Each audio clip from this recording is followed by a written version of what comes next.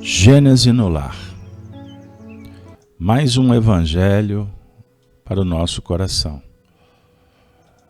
Manhã de bênçãos, de oração, de intercâmbio. Agradecemos aos bons espíritos por nos oportunizar esse conclave, essa interação com aqueles que são amigos, almas queridas, que nos reunimos para a busca da mensagem viva do Evangelho que possa nos auxiliar neste cenário bendito da nossa atual reencarnação. Rogamos a Deus que abençoe a todos os lares aqui representados, que os bons espíritos possam levar aquelas vibrações curadoras, revitalizadoras, motivadoras para todos que convivem conosco no dia a dia. Mas ainda pedimos por todos que sofrem em humanidade, que estão nos hospitais, nos cárceres, estão nas regiões de arrependimento, de reparação, no mundo espiritual. Que os espíritos que vierem em busca da amizade, da fraternidade, sejam acolhidos por nós nesse encontro. E que ao final estejamos todos fortalecidos, todos prontos para a tarefa que o Senhor reserva para cada um de nós que somos aprendizes da Boa Nova. Sê conosco, Senhor, hoje e sempre. Obrigado a você que acompanha o nosso encontro todas as manhãs.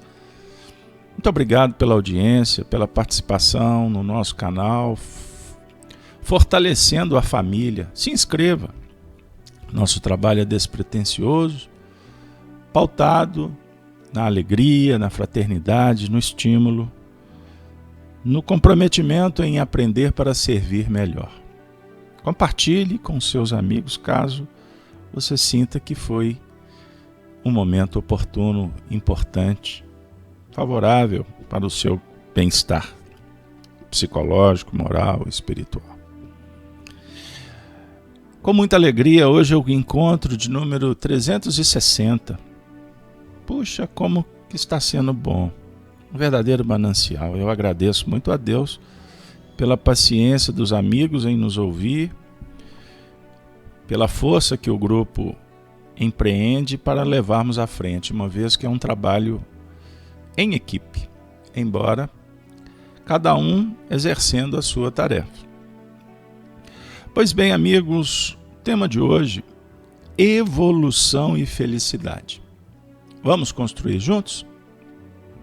Pois bem, com muita alegria nós estamos com Allan Kardec pelas manhãs estudando com muito boa vontade, com muito interesse, o livro A Gênese, os Milagres e Predições segundo o Espiritismo, e atualmente capítulo 18, Os Tempos São Chegados, no primeiro tópico, Sinais dos Tempos.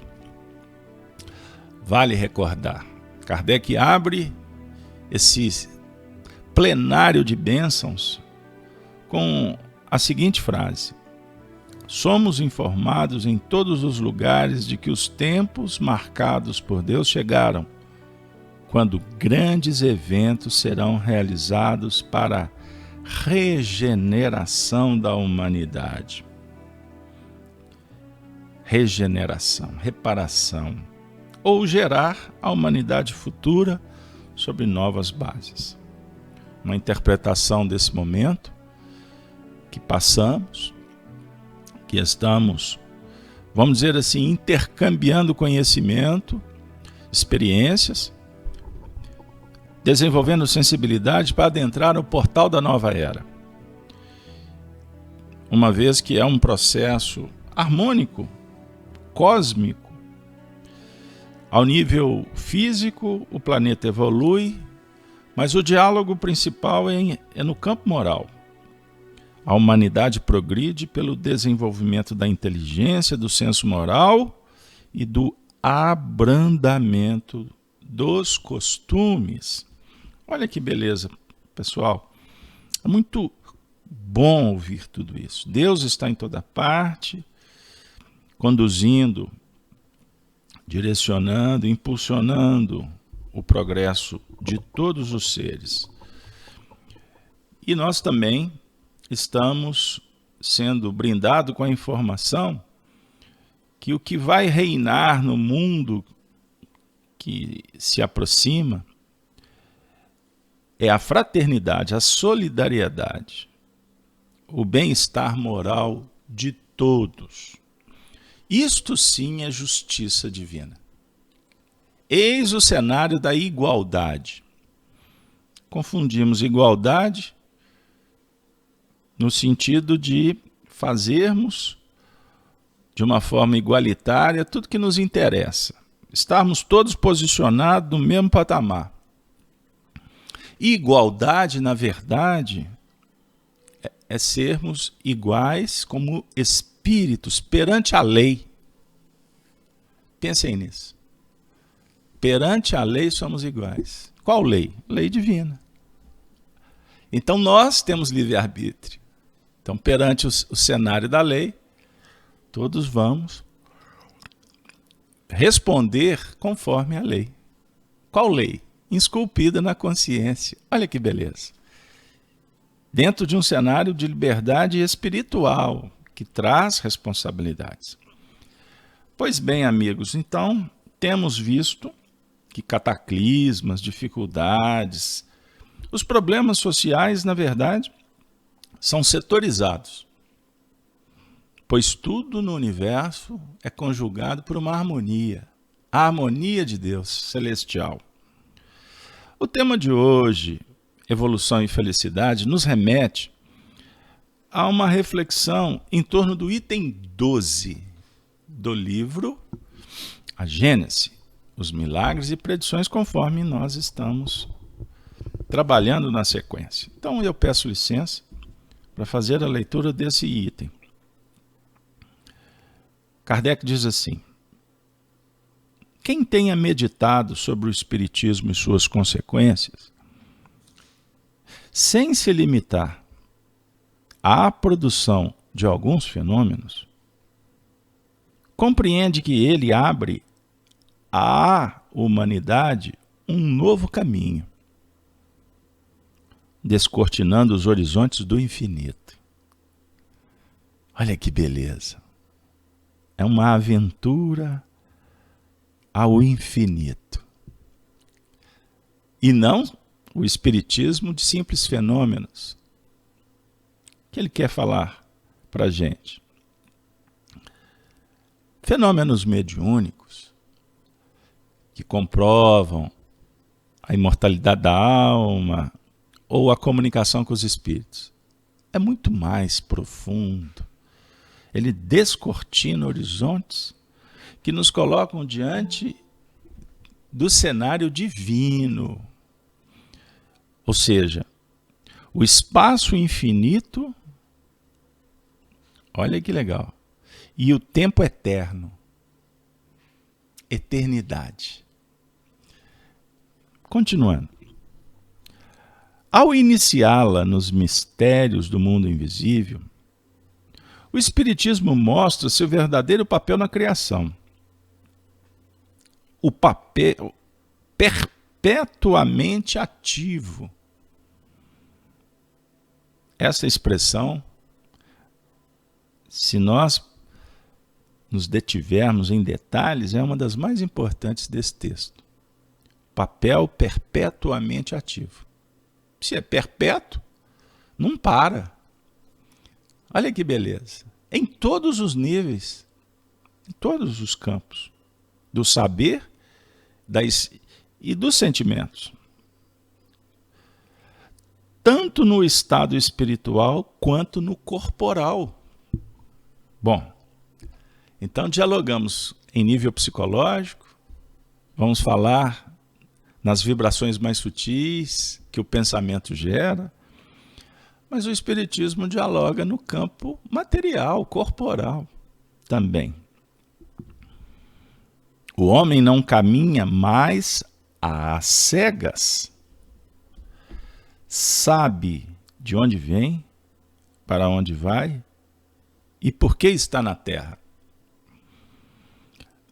Amigos, se nós abrirmos, vou uma dica, tá, para você estudar em casa. O livro O Céu e o Inferno, segundo o Espiritismo, nós vamos encontrar logo no início a explicação sobre a teoria do nada. O nada não existe. Eis o grande desafio para que a gente possa constatar. Mas o que eu quero dizer? Kardec vem, nesse texto, trabalhar um dos maiores desafios do homem em toda a história. O diálogo que estabelece o entendimento com relação a de onde viemos, para onde vamos e o porquê nós estamos na Terra. É a essência de toda a filosofia. Essa é a perquirição. Pois bem, então o Espiritismo diz assim, olha, não precisam mais se preocupar porque temos explicação, temos conhecimento para ser utilizado. O futuro, continua Kardec, se mostra a ele em sua realidade, livre dos preconceitos da ignorância e da superstição. Não é mais uma vaga esperança, mas uma verdade palpável.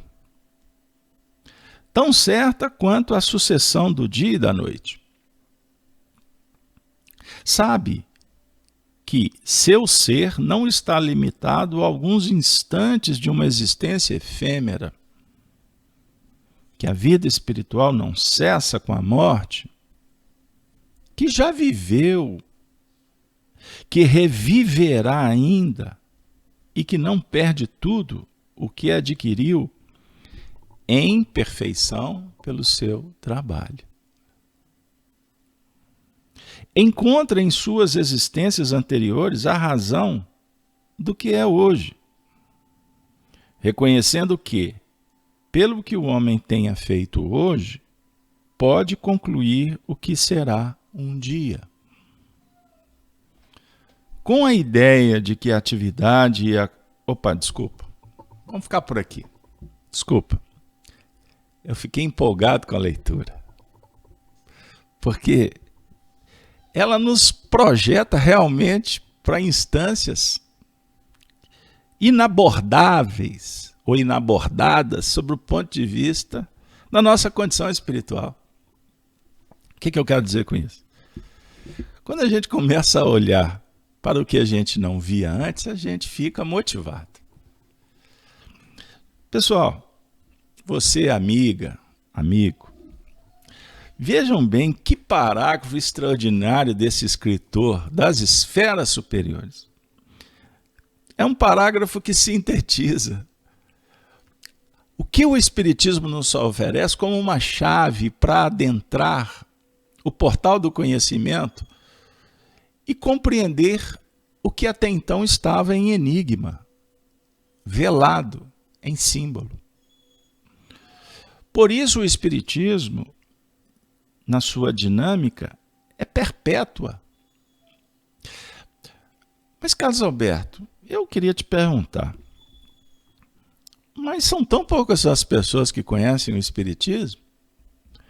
Sim, constatamos. Mas não pense no Espiritismo apenas sobre o ponto de vista doutrinário, com esse corpo organizado. Sabe por quê? Porque nós temos uma explicação que nos consola e que nos dá, inclusive, força para entender essa máquina do progresso que está em pleno funcionamento. Kardec, vale lembrar, hein, pessoal? Por isso é que a gente tem que estar bem sintonizado com o material que estamos trabalhando. Qual foi a primeira frase que Kardec trouxe nesse capítulo? Somos informados em todos os lugares de que os tempos marcados por Deus chegaram, quando grandes eventos serão realizados para a regeneração da humanidade. Em que sentido deve-se entender essas palavras proféticas? Para os incrédulos, elas não têm nenhuma importância. Aos seus olhos, é apenas expressão de uma crença pueril sem fundamento. Para a maioria daqueles que creem, elas têm alguma coisa de místico e de sobrenatural que lhes parece ser o precursor da mudança das leis da natureza. Pois bem, essas duas interpretações são igualmente errôneas. A primeira porque implica na negação da providência, a segunda porque estas palavras não anunciam mudanças nas leis da natureza, mas o seu cumprimento. É o item primeiro. O que ele está falando? Para o incrédulo, mudanças. Para os místicos, está acontecendo alguma coisa, mas não é suficiente, porque acham que a lei da natureza está sendo alterada no diálogo do progresso. Para o espiritista, há uma consciência de que lei da natureza não é derrogada. Lembra quando Jesus falou assim, eu não vim destruir a lei? As leis universais são perfeitas. Se a gente buscar na natureza, temos o exemplo da gravitação, da força nuclear, forte, fraca, do magnetismo, certo? Isso não muda. O tempo modifica dentro da sua dinâmica já conhecida da mensuração. A Terra tem o movimento da rotação e da translação. Pergunto a vocês, esse movimento não expressa a lei da natureza? E por ele nós estabelecemos a medição do tempo didático para a gente trabalhar na Terra? Então, somos influenciados pelo movimento da rotação e da translação para definir o dia, a noite, quanto tempo dura, qual é o movimento em nível da translação que define o calendário solar, os dias do ano. Isso não muda. Mas a perspectiva do tempo muda conforme a nossa visão e a posição que ocupamos. Só para simplificar, o tempo medido em Marte é diferente do tempo medido na Terra. Então, se a gente mudar para lá, vai ser diferente. A nossa perspectiva, mas o movimento é o mesmo. Dentro do espaço que nós nos encontramos. O espaço terreno ou o espaço marciano. Não sei se é o termo devido, mas é o que é utilizado por aí. Ficou claro? O que eu quero trazer como reflexão sobre o ponto de vista das mudanças? Que em todos os cenários planetários, os homens percebem que está havendo mudanças. Esse é o ponto. É certo que um percentual pequeno, como temos dito, tem a consciência das suas responsabilidades sob o ponto de vista moral. É um número realmente muito menor. Mas há um percentual considerável de seres que já estão se ajustando para essa nova era, sob o ponto de vista moral, e não necessariamente com o conhecimento que o Espiritismo oferece. Mas o indivíduo está lá na Turquia assistindo uma série, um filme. Aí vem um diálogo sobre reencarnação, sobre vidas pregressas. Olha que beleza. Nós estamos estudando de uma forma clara, mas estes estão sendo relembrados de uma lei divina. a lei da pluralidade das existências. E, naturalmente, nós vamos descobrindo no dia a dia que, se quisermos realmente vivermos em plenitude,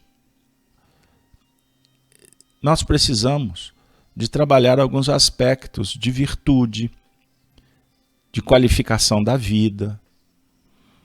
Não é o mesmo que estamos aqui dialogando sobre a importância da caridade? Pode ser que eles não tenham a informação da presença dos espíritos nesse cenário ajudando. Mas o diálogo é que Deus está fomentando o bem. Não é o mesmo papo? Não com especificidades. Um coração que está na Europa assistindo uma derrocada moral de alguém da sua família. Está sendo tocado nos planos da perda. Ele não está sendo chamado para refletir sobre a brevidade da vida? E que as escolhas podem definir, inclusive, um cenário doloroso? As escolhas podem trazer bem-estar ou sofrimento. O mundo é diferente hoje, em se comparando a 30 anos atrás, é fato. O que eu quero trabalhar com vocês? É que Deus, na sua infinita bondade, está apresentando um chamamento para todos os seres nesse universo aí próximo de 8 bilhões de encarnados. Agora, o Espiritismo vem dizer que não são só 8 bilhões. Se multiplicar por 3, é uma continha básica. Nós temos aí um cenário de mais de 20. 20 bilhões. Aonde estão essa outra faceta, essas duas outras partes? Estão no mundo espiritual. Isso é consolador. Então significa que mamãe, sim, ela está lá. Meu marido está nessa dimensão também. E o interessante, porque o Espiritismo fala que nós podemos intercambiar com eles. É verdade. Então o papo seria: o tempo é o infinito do momento. Uma única gota retém o pulso do passado, um único momento retém o pulso de todos os tempos. Numa gotícula, numa semente, nós temos o impulso da criação e, ao mesmo tempo, um diálogo com a eternidade. Pense que você é uma semente, que você é um espírito nesse universo da natureza. Você tem, na sua intimidade, a força necessária para se projetar ao infinito. Este conhecimento não precisa de ser tratado como uma doutrina que precisamos fazer cursos, doutorados. Não, nada disso. Basta você sentir a vida e vivê-la da melhor maneira possível, entendendo o momento como um momento mais importante para que você viva, que você sinta a vida, que você seja feliz, que você progrida, não sobre o ponto de vista tecnicista, que nós vamos crescer fazendo isso ou aquilo dentro de regras de cartilha. Mas você se render à própria vida. Você viver conforme o mundo apregoa, define, ou que você viva como você é, conectado com o amor e desconectado com o medo. Porque tanto o amor quanto o medo nos vincula. E o que nos tem trazido dificuldades é exatamente o medo.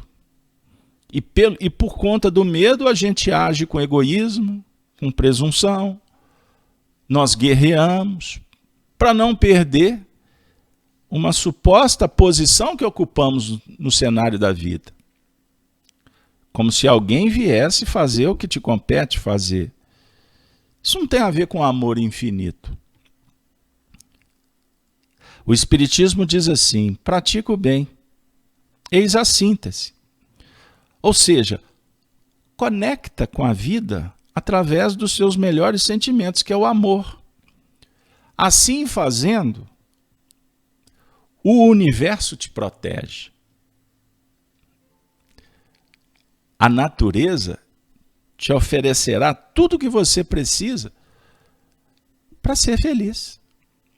A definir que a felicidade é um estado de alma. Observem bem que interessante. Como que abre um ângulo bem diverso do texto lido.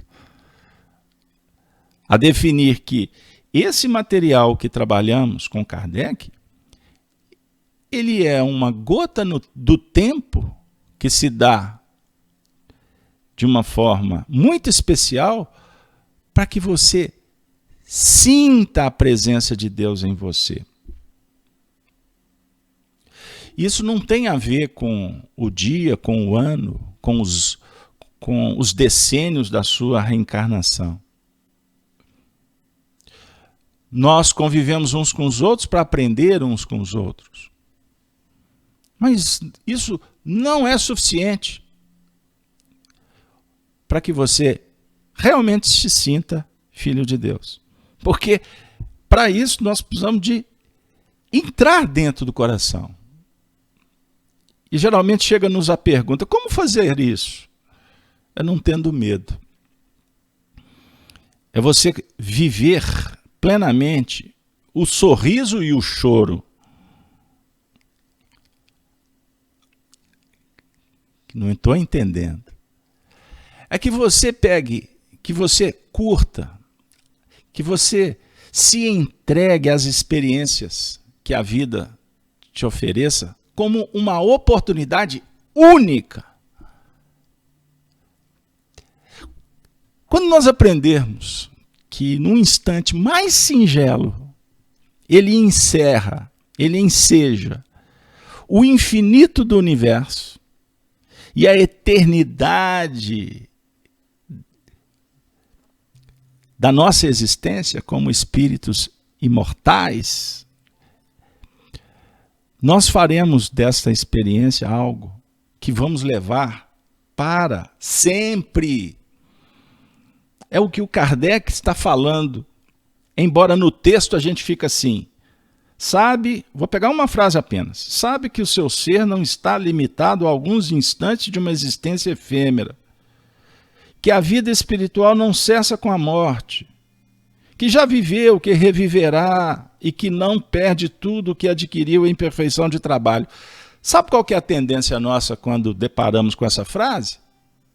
É encaixá-la no movimento cronológico, numa ambiência externa, quando nós vamos medir uma existência.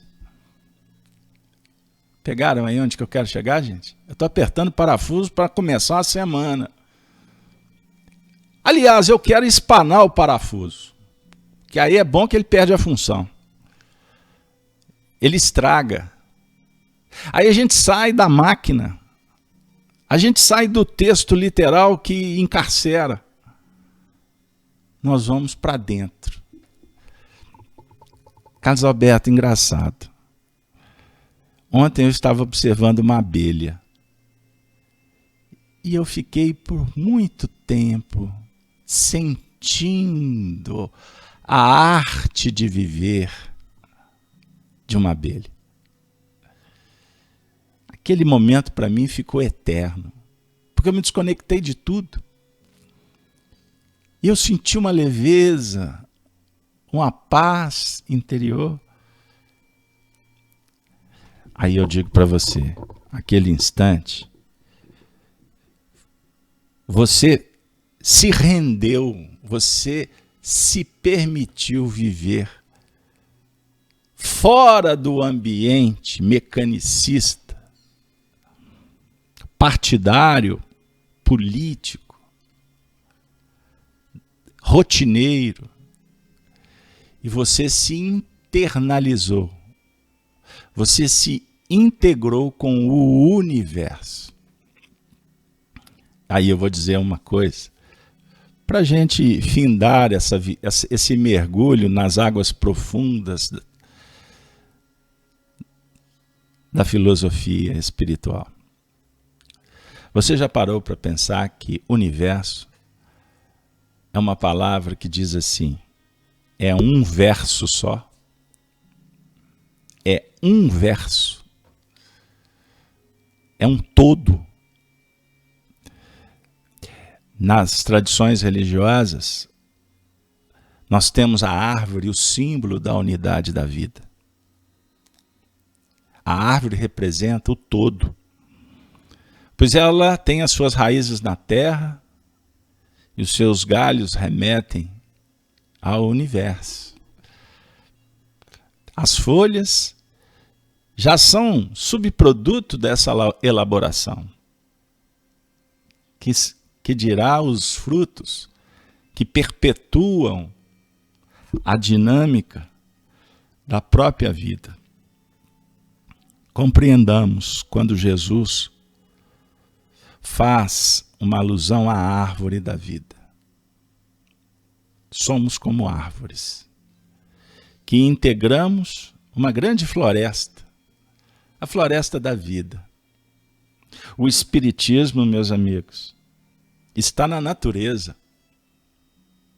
E nós temos uma tendência a tratá-lo no ambiente de fora. Pegaram aí? Agora, bem-aventurados somos por saber que estamos sendo superintendidos por Deus através de leis perfeitas, tendo agentes com profundo conhecimento que auxiliam na organização, porque ela é necessária para os espíritos, principalmente que necessitam de orientação, pois espíritos puros já são a própria orientação. Eles vivem em harmonia com o universo. E que é muito bom também saber que nós estamos nos conectando com a vida. Seja pelo amor, seja pelo medo. Melhor se for pelo amor. Porque conectados pelo medo, nós teremos que reparar. E isso se dá aprendendo com o próprio medo que ele fomenta as imperfeições. E nem sempre é simples, pois naturalmente o ambiente é treva, é dor, é luto, porque a nossa visão está cartesiana. Eu sofro porque alguém partiu. Que horizonte é esse? Finito. Que relação é essa? Transitória. É diferente quando alguém vai e você diz assim, que bom que foi, amanhã nós vamos nos rever. Continuamos unidos. Não tem sofrimento. Tem compreensão que precisamos de render, de se entregar aos ditames da vida. Como Maria dissera, para ficar bem prático, quando o anjo visitou. Eis aqui a serva. Cumpra-se em mim. Ela se entregou. É isso que queres, Senhor? Estou aqui, a postos. É você observar a beleza do voo de uma abelha. É você verificar como ela está integralizada, como ela se pertence à tarefa que foi-lhe confiada. A abelha é plena no seu estágio evolutivo, produzindo também o mel. Olha o mel. O mel para adocicar a vida? Ou o mel como um remédio natural? Compreender? É a prática do bem, é um remédio natural. Os Espíritos nos envolvem numa colmeia de muito amor. Nos dão alimento, nos dão remédio, para que a gente se perceba, quem sabe, como uma abelha. Eu não quero que a gente saia daqui se sentindo uma abelhinha no mundo, mas que você perceba que, como espírito, o Espiritismo dialoga para que você seja pleno no lugar que você se encontra, com as pessoas que tu convive e com a tarefa que lhe foi confiada. Não se perca neste cenário limitado pelos preconceitos humanos. Não! Respire fundo, feche os olhos. Se sinta filho da natureza, filho de Deus. Você será mais um? Não. Você será um com Deus. Olha, gente, tem muito material para se estudar. Mas eu encerro trazendo Jesus quando falou assim, numa oração. Ele disse, Pai, falando inclusive com os discípulos. Essa oração é muito especial. Pai, não vos peço que os tire do mundo. Pai, que os livre do mal. Eu estou contigo, tu está em mim. Que eles estejam comigo e todos nós estejamos contigo. Essa é a prece, em síntese. É um capítulo inteiro do Evangelho de João, essa oração. É a oração mais transcendente conhecida no mundo que veio das alturas. É a prece do próprio Cristo. Mas, Carlos Alberto, e o Pai Nosso? É um mantra. É um mantra que sintetiza. Mas esta, que foi feita na ceia, no momento da despedida, é um verdadeiro tratado filosófico do pertencimento, da condição nossa de filhos, ou de filho, me perdoe, não é de filhos, é de filho com o Pai. Porque essa unidade, ela é uma equação extraordinária que nos traz libertação. E, naturalmente, com isso, nos integraremos com todos na natureza. Amigos, Emmanuel vai concluir o nosso bate-papo da manhã com uma página que eu convido vocês para acessarem em sua casa, pois ela tem uma síntese muito especial no que remonta à evolução e à felicidade. Eu não vou ler toda, porque o tempo não permite. Mas Emmanuel escolheu o versículo 8º do capítulo 13 da segunda carta aos Coríntios, quando o convertido de Damasco assim se expressa: porque nada podemos contra a verdade, senão pela verdade. É a harmonia com a verdade, não é contra a verdade. No último parágrafo, Emmanuel diz assim, aliás, no penúltimo e no último. Nos 3 últimos parágrafos, eu vou trabalhar que dá tempo. Ele diz assim: não te apaixones pelo progresso sem amor.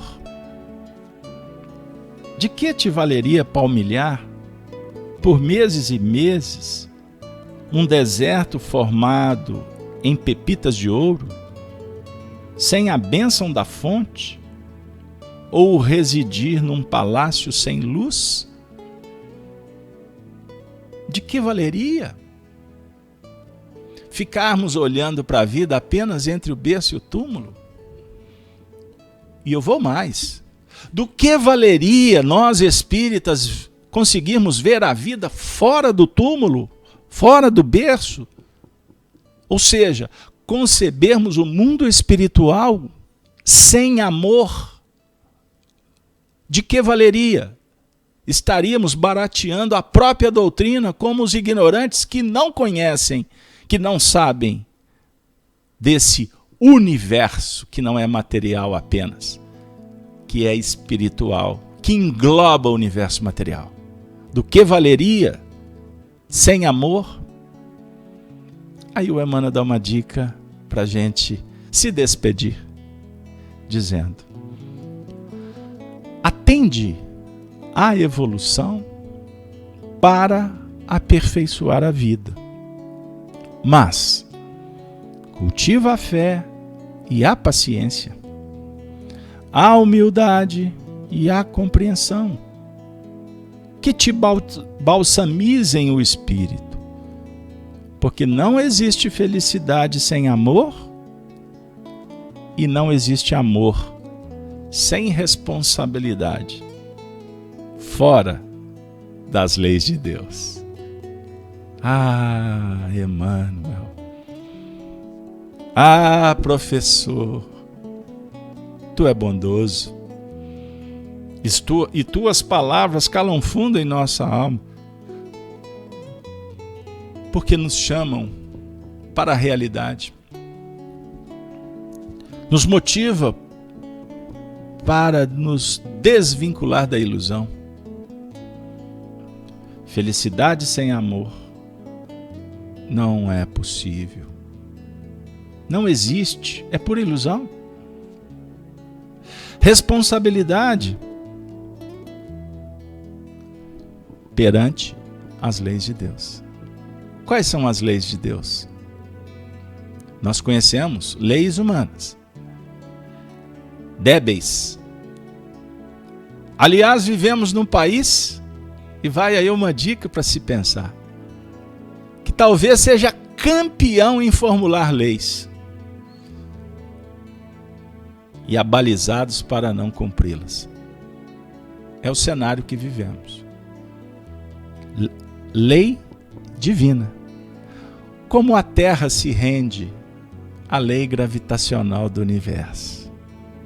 As estrelas posicionadas diante da própria sabedoria divina. Elas cumprem o papel. Você é uma semente, você é uma árvore, você também é uma estrela. Vibra, esparja a luz, se sentindo integrante da harmonia celestial. Aí teremos paz.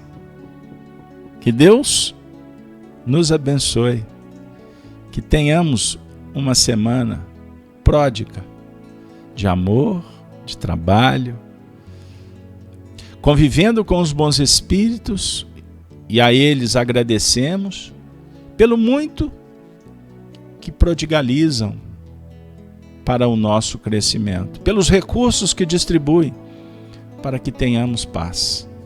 E agradecemos pelo carinho que tratam também aqueles que amamos, como agora, disponibilizando os recursos terapêuticos curadores para aqueles entes que tanto amamos, para a humanidade que aguarda mãos estendidas, e dentro desse movimento de gratidão que estejamos unidos nessa causa que atende à harmonia da sociedade. Ave Cristo, a saudação para nos despedir, convidando vocês para acompanhar as tarefas da Casa de Kardec ao longo desta semana. Olha só, em junho, que mês maravilhoso para se viver o Evangelho. Como maio, como julho, como todos os dias do ano, a definir o nascimento do Cristo nos corações. Valeu, pessoal. Muito obrigado.